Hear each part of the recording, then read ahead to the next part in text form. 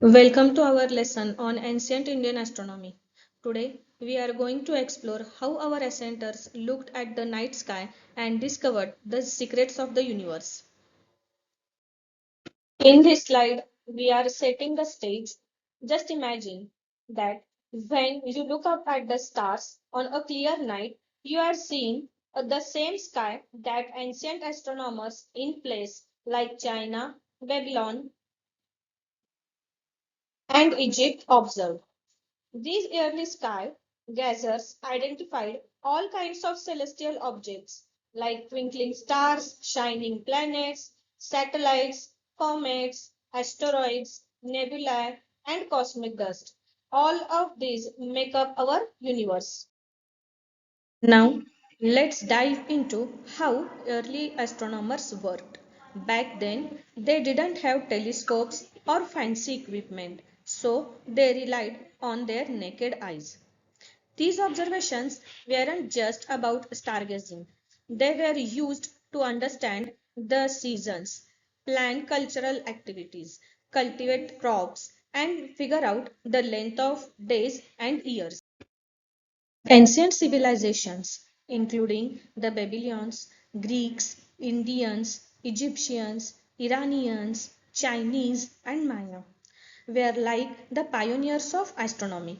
They observed the night sky systematically.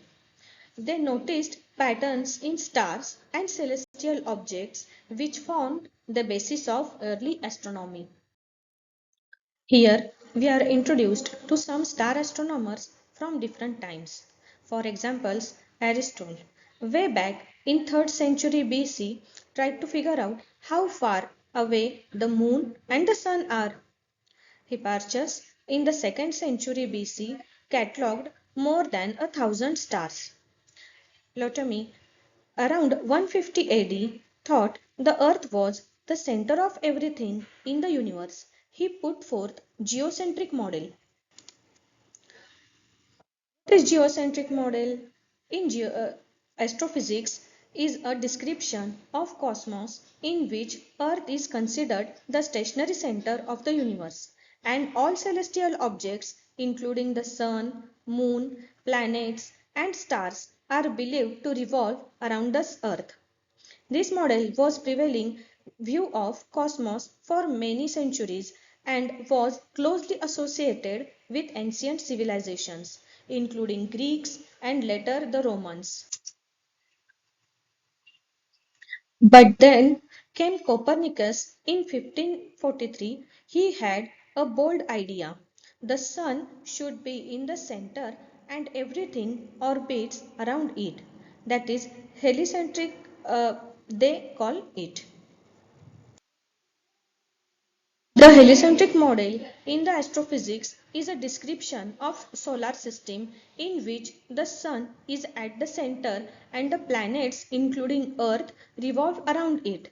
This model is in contrast to the geocentric model which placed the earth at center of the universe with everything including the sun orbiting around it. The heliocentric model is often associated with the work of Nicholas Copernicus, who proposed it in the 16th century. Other scientists like Brahe, Kepler, and Galileo all made fascinating observations and discoveries during their lifetimes. Now, let's explore the shift from geocentrism to heliocentrism.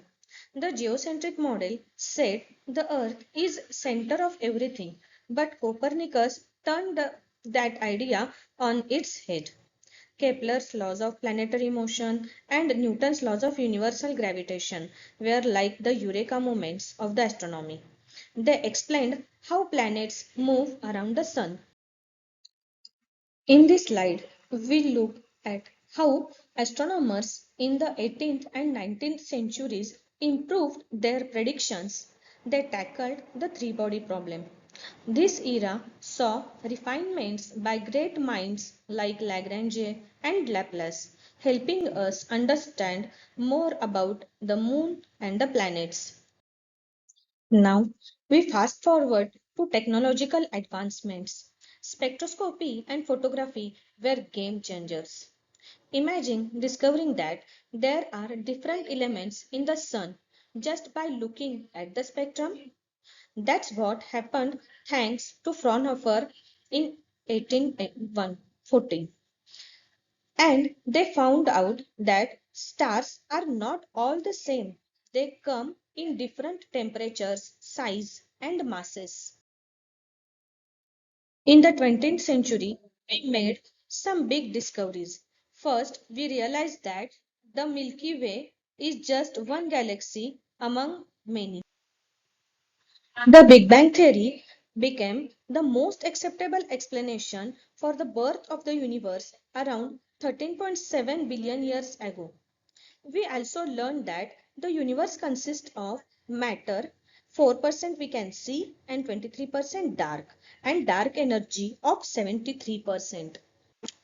Now, let's have a look on Big Bang Theory.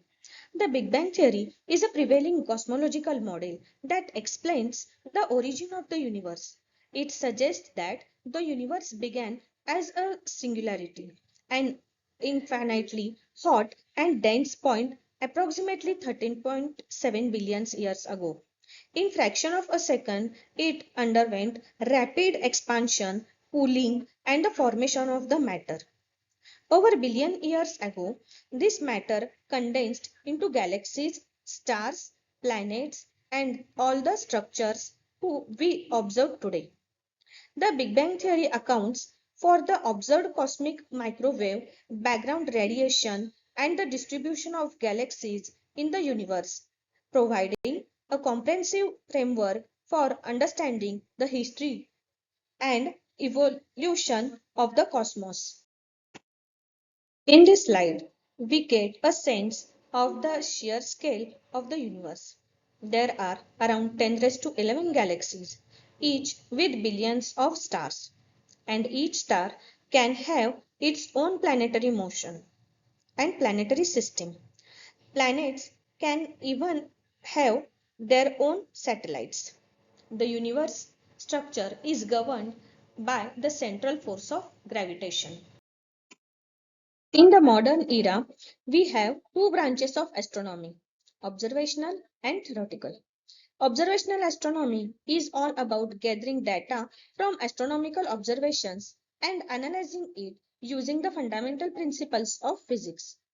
Theoretical astronomy involves creating models, either computer based or analytical, to describe celestial objects and phenomena. We have come to the end of our journey through ancient Indian astronomy. It's the foundation of our understanding of the universe. Modern astronomy has built upon these ancient observations and theories to unlock the secrets of the cosmos. Thank you.